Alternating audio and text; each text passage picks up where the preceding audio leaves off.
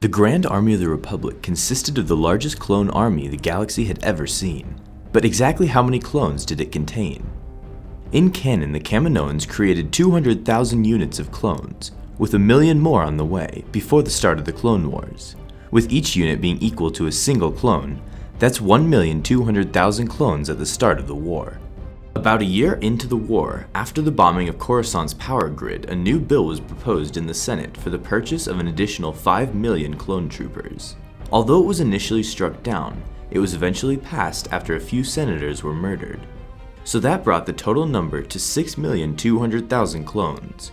In Legends, the original number of clones produced was also 200,000 units, with 1 million more on the way, a few months after the Battle of Geonosis, and that total number quickly climbed to 3 million.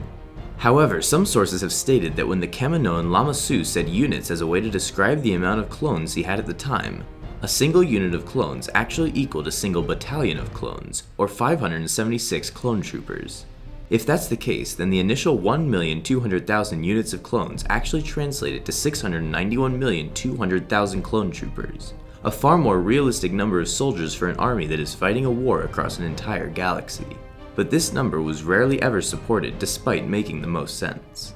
So if we were to disregard that fact and actually take a unit as being a single clone, then the original number still stands at 3 million clones in Legends. And if you want, you can add the 5 million clones from the Senate bill, totaling the number of clones to 8 million about a year into the war.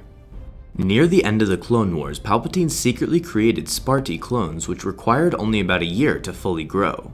Astonishingly, a few billion of them were created, all of whom were deployed during the Battle of Coruscant as a way to replenish the millions of original clones who had died throughout the war. After the Republic's victory on Coruscant, these Sparti clones restored the depleted numbers of clones throughout the galaxy, breathing new life into the Republic army, though their main purpose was to eventually maintain Palpatine's rule over his new empire, where they would be stationed on countless worlds, patrolling the day-to-day lives of civilians. We hope you enjoyed the video, and let us know how many clones you think should have been made to realistically fight in a war spanning across the entire galaxy.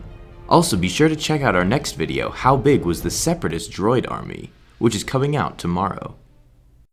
Thanks for watching this video. Be sure to subscribe for more videos like this one. And as always, may the Force be with you.